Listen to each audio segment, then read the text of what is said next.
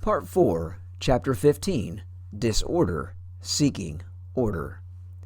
I want to begin Part 4 with what happened in my life during and after Brad's announcement about his divorce and the breakup of Pineco and Green Thumb. I've covered it briefly in prior chapters, but I believe it's time to dig in a little. I've been avoiding the next few chapters, to be honest. Yes, writing them won't be easy.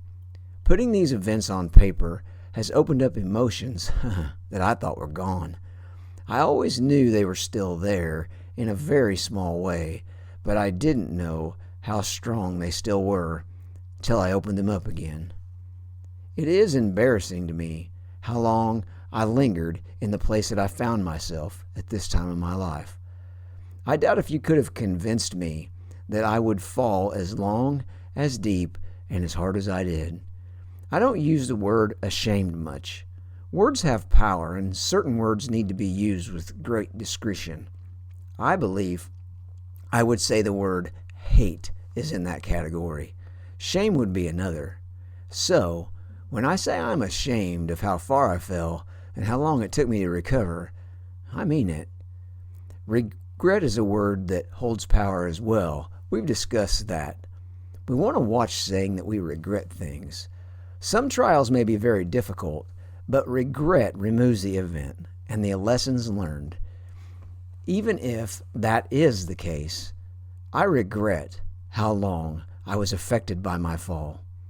And that's not easy to admit, but it's just the truth. That's the thing about truth. We can twist and deny it all day long, but it's still truth. After Brad and Jane separated and were going through the divorce proceedings, I began looking for what was next for me. Yes, I could have secured the finances to buy Brad out and figure it out from there. There are plenty of days, even now, when I wonder about that path. I would have had to change a lot.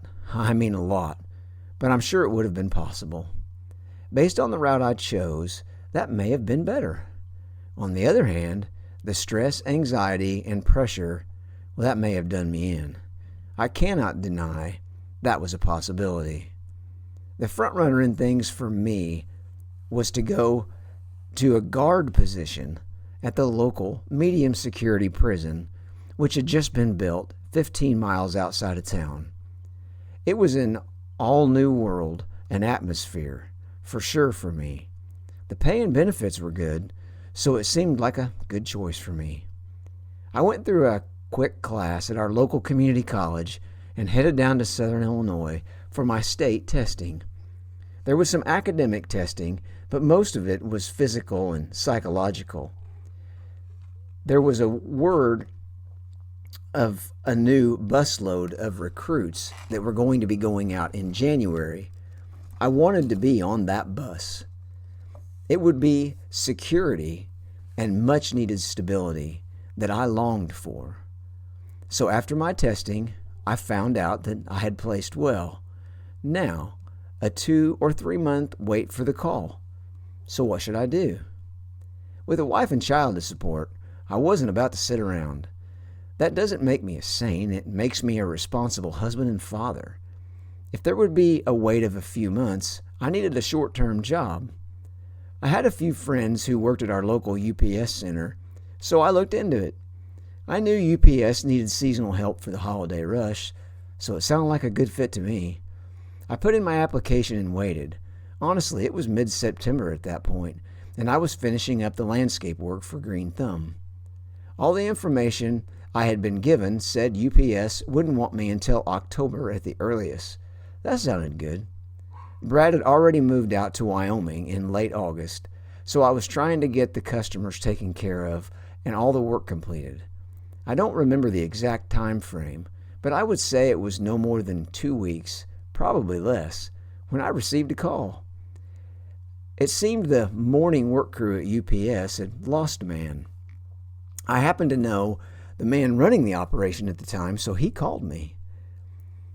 While all of that may sound like quite a blessing, and some of it was, it also put me under quite a bit of pressure. They, UPS, wanted me to start as soon as possible. and I still had a lot of landscape work to do. So I would rise early in the morning and get to UPS by 4 or 5 a.m. As the holidays approached, that start time changed to 1 or 2 a.m., depending on the loads coming in. Once I was done at UPS, I finished my day landscaping. I'll save another part of my life for future chapters, but at this time, I was also refereeing basketball games 3 or 4 nights a week. On those nights, I would wrap up my landscape work around 4 p.m., be in the gym by 6 p.m. for the game. I would arrive back home around 9 p.m., go to bed, get up in a few hours, and do it all over again. I can honestly say, I've never hated the holidays like I hated them that year. It makes me tired just thinking of it now. I'm not sure how I did it, honestly. Of course, I remember having a horrible cold take hold that year. It was the kind of cold you remember 20 years later. I was absolutely exhausted. I simply couldn't wrap my head around the fact that this had all happened since that first week of August when Brad called me at Luke's birthday party. I don't look back on those times with hatred for the long hours of the physical work. I look back with regret for the cost of everything. I was making okay money, but go back a paragraph and do the math on those hours that I was keeping. How much was left for Julie and Luke? I'll answer that one for you. Basically, 0. You likely remember what I said about the power of the word regret. I just used it in that last sentence. You bet. I regret losing that time with them. I regret the pressure I put on Julie to pick up all the things that I was now failing to do as a husband and a father. Truthfully, I was completely lost. My head was spinning daily, and I was simply going through the motions just to stay upright. Those were the beginning of the darkest days of my life. Yes, I said beginning of the darkest days. Those days were taking root. The roots were deep, and as I look back, they had already been growing. Hold on, though. I'm going to share something here that I've never shared in a public way. It's one of the reasons I'm writing this book. It's so much a part of my story that it scares me. At the same time, it may be one of the major reasons I'm able to relate to some of the life challenges I wouldn't be able to relate to otherwise. With a very heavy chest right now, let's get into what it is that has such deep roots. I considered giving it an entire chapter or 2 of its own. For now, I plan to spell it out as I go, along with my life story. Much like Red, this one will set in and follow me wherever I go. It even held power over Red from time to time. It had the power to almost consume every thought throughout my day. Now, please don't think that that's an exaggeration. As I describe its hold, I believe you will see what I mean. The main difference was I was born with Red. I had no say in whether I received Red or not. With this, I could decide. In my eyes, there was no decision to be made, though. No, in my opinion, I was in total control. Please remember, when Brad made his decision to leave, I felt I had lost control. Was this my way of grabbing a hold so that I felt I had control? Well, you'll have to tell me the answer to that one. So would you like to know what it is? The issue that gripped me and became so rooted in my life was a full-blown eating disorder. As I've studied it through the years, it doesn't fit any model perfectly, but I guess it resembles anorexia the most. I didn't make myself throw up one meal as bulimia makes you do. I can't stand being sick. You know what I could do, though? I absolutely could keep myself from eating. After all, with all the failure that I had become in my own mind, I didn't deserve food anyway. I always enjoyed working hard, and that's a powerful combination.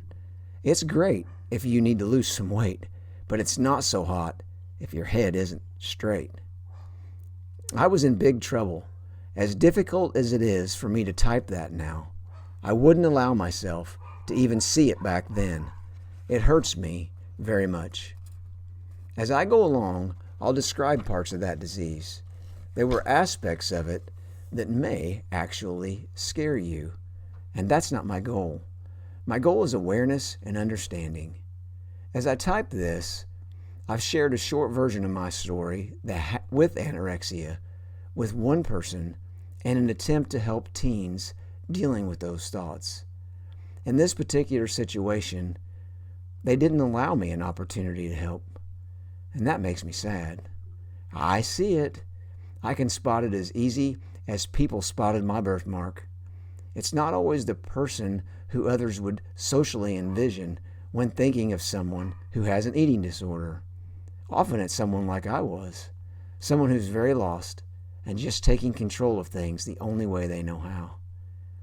I could easily justify the early stages. If you remember, I was 191 pounds when I had always been 170. Dropping 20 pounds shouldn't be too difficult. Once I developed a lifestyle for the pounds coming off, though, the wheels also came off in one area of my life.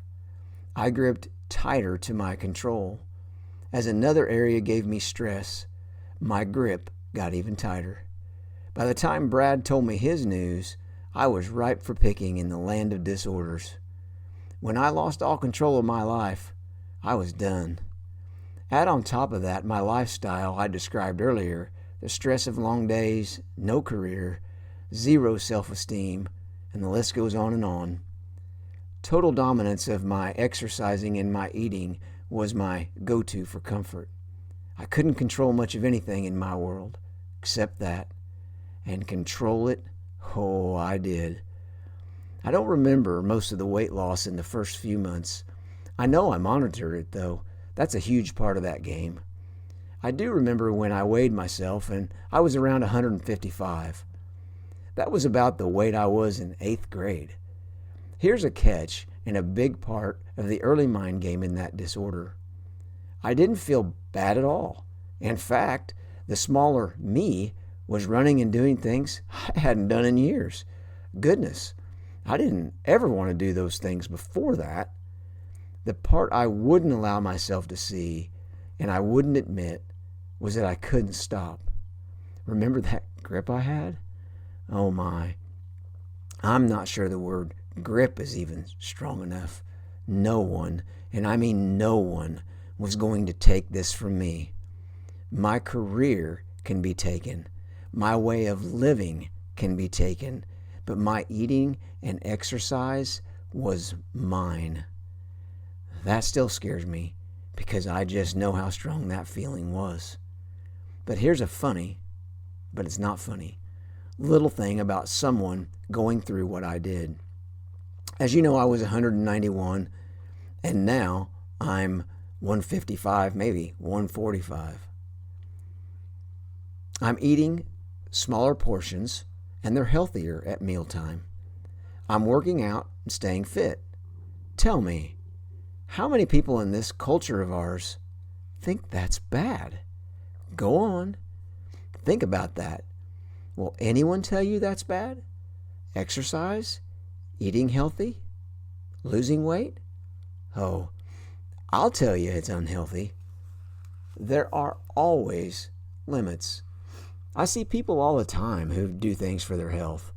The world and all the people around them applaud them for their discipline and efforts.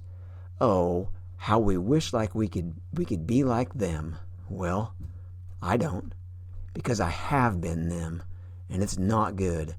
It's an addiction, and it controls you, not the other way around. It controls you. You don't control it. I saw someone recently in that exact spot. Julie and I talked about it for a while. I told her I knew they were in trouble and that there's one way to tell. So what's the test? You might use this on yourself. Just ask them, or ask yourself, if you can stop for just one day. One. Just one.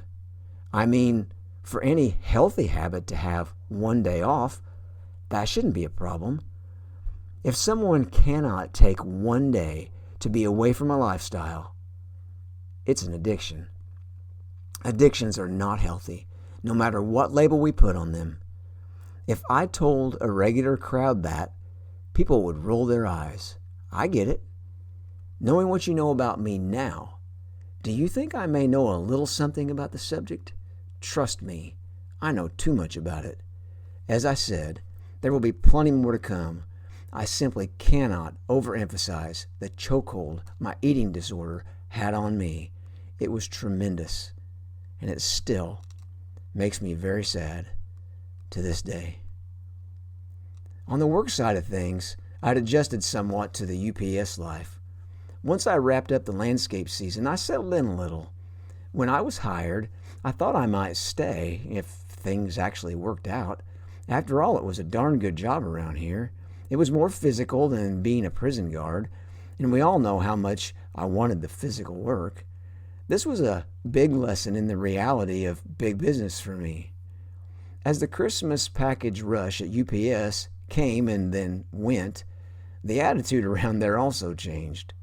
One morning, my supervisor approached me. It seemed I was no longer going to be needed in early January. What? Didn't I start early and fill an opening for them? Now, there was no position for me? He told me there might be some hours coming open in a few weeks.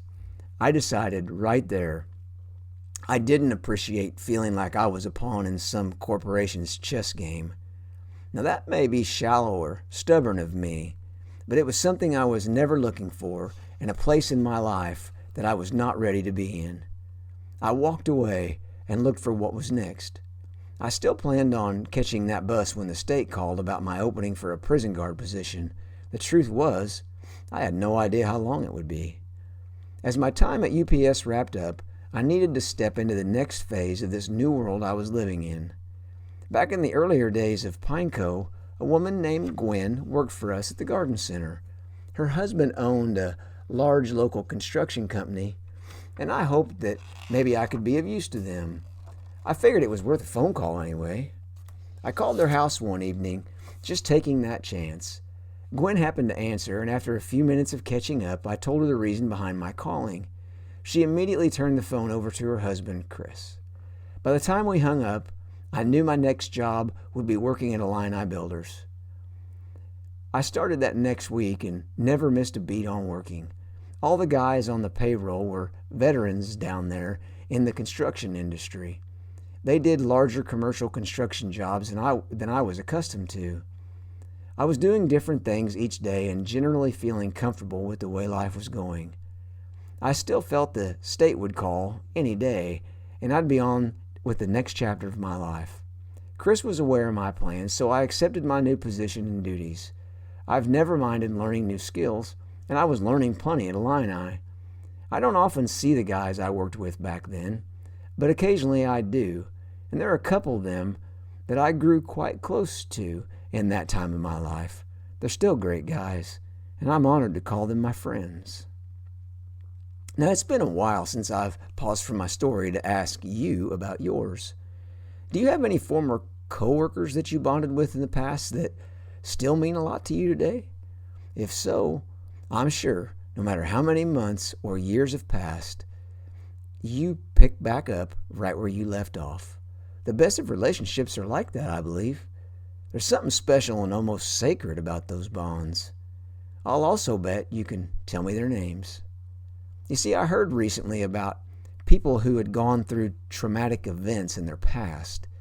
If it involved multiple people, it was discovered that people remember the faces of those who had treated them badly or bullied them. But when it comes to people they bonded with, well, then they remember their names, not just their faces. Yeah, there's power in that. I told you I'd mention the eating disorder as I go. As I mentioned earlier, it wasn't just about all aspects of my eating. The other half of that demon was the exercising. When I was working for Illini, I'd come home for lunch. I was comfortable eating alone because there was no one there to watch how little I ate or bother me about it. As soon as I was finished eating, which didn't take long, I couldn't just sit around. Well, I could have, but I would not allow myself to sit around. Can you see the horns on that demon? I'd often go back to the job site early, just so I could keep moving and make myself productive. I mean, who doesn't like a guy who puts so much effort into working? Do you see how that disease works and how our culture accepts it? I could be hurting myself and get praised and paid for it. I didn't say it was complicated. I will say it's effective. If I didn't have anything productive to do at work, I would simply eat my small lunch and then go down in the basement and walk on the treadmill until it was time to head back to the job site. I'm really not proud of those days. So did I ever get a call from the state about my guard position? Yes, I did. It was June or early July when my phone finally rang. At that time, I was still working for Illini on a small local office building. I didn't think I was in a position to advance in any noticeable way with Illini, but there was a small refuge of peace in my day-to-day work life. I'd learned to adapt with my eating disorder, and it was in its early stages at that point. I was on a walk, imagine that, and it was hot outside. As I mentioned earlier, there was no sitting around. I had the absolute minimum to eat, and I was walking down to a local convenience store to get a Diet Coke. There will be more on that later. Please don't miss the fact that I was walking to lunch. I was a few blocks away from that store and the new building that we were working on, and it wasn't a real short walk. I had my truck at the job every day. Jumping into my truck and driving to the store made the most sense, unless you have an eating disorder. In that world, it makes perfect sense just to walk. In fact, it doesn't make any sense at all to drive. I could type out a paragraph of the reasons that walking makes great sense. Trust me, I could probably convince you to take more walks if you gave me the opportunity. Most of the world would applaud those reasons. They are perfectly legitimate reasons. The issue was, I wasn't walking for those reasons. I was walking to feed my disease. I was on one of those walks when the call came. I was about halfway between the job site and the store. The lady on the other end told me there was a new batch of recruits going to train in a few weeks, and I was being offered a position. My response surprised her. How do I know? After asking her a simple question, there was a long pause. So what did I ask her? I asked, may I have 24 hours to think about it? When I went through the day of qualifications for the position, they warned us that we needed to give a positive answer if we ever received a call. I'm sorry, but I didn't have a positive answer. If they would have called in January or February, you would have bet I would have been on that bus. Since then, things had settled a little. I was still incredibly lost, but I wasn't convinced a new job, regardless of the benefits, was going to cure me. I didn't want to make a change that dramatic without good reason. I was simply asking for 24 hours to talk to Julie and decide. I'd love to insert that I prayed about that, but I won't insert it because I'm not certain I did. But what did I decide? The next day, I talked to that lady again. I told her to give my spot to someone else. I wasn't convinced that being a guard was going to fix anything inside of me. I had a very good friend speak into my life a short time before that. I had known him for years and even graduated high school with him. He's the kind of guy that tells it like it is. It may be a little raw at times, but I respect that. He wasn't just blowing smoke in my direction. He had good reason for what he offered. One of his brother-in-laws had worked as a guard for years. He heard stories from inside those prison walls. He offered a few and then simply said, I know you a little, Todd. I just don't think you'd be happy in that environment. I think you care too much and your heart isn't suited for that environment. I shared his opinion with a few other people. Some of them said it was none of his business what I chose to do for a living. Well, that may be true, but he wasn't getting into my business. He was caring for a friend who was offering his opinion. From his heart it came, and he offered it to mine. There's no way I was going to ignore his words. Thanks for caring enough to speak into my life, Mike. I appreciate you. I continued to roll through my day-to-day life in the only way I knew how. I got up every day and went into work and returned home to Julie and Luke. Since Luke was the first child that God had blessed us with, everything was a new experience with him. He would turn 5 while I was working at Illini Builders. During this time, and in all the years to follow, I wouldn't give up my landscape work. There were many reasons for that, but 2 of those reasons kept me going. First, I loved that line of work. As you know, I had no intention of ever doing anything else anyway. Brad and I had built quite a customer base, and I knew so many people around our community on a first-name basis. It was easy. Looking back, I could have taken off and landscaped on my own quite successfully on a full-time basis. With the financial security of my little family on the line, though, I just couldn't do it. The other reason I kept it going after putting in my hours with Illini was the money. It was a great part-time job. My only boss was me, if we don't count the customers, that is. I could adapt as needed to different schedules and do just fine. Landscape work has always been good to me, and it continues to be good to me today. Things in our little home kept rolling along despite the trials I was facing. As we progressed through this phase of my life, it would probably be fair to ask Julie about things too. My vision in life was more than a little blurred at this point. Still, considering the complete turnaround of my working world, our little home of 3 moved ahead quite nicely. I've said it before, and I'll continue to say it. I have truly led a blessed life, and I mean it. There were ways the disorder began pulling me away from my little family. I'll cover those more in the upcoming chapters.